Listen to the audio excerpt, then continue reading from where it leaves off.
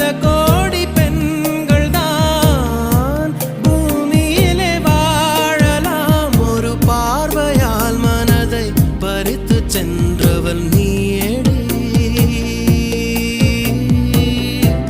உனக்கெனவே காத்திருந்தாலே காலடியில் வேர்கள் முளைக்கும்.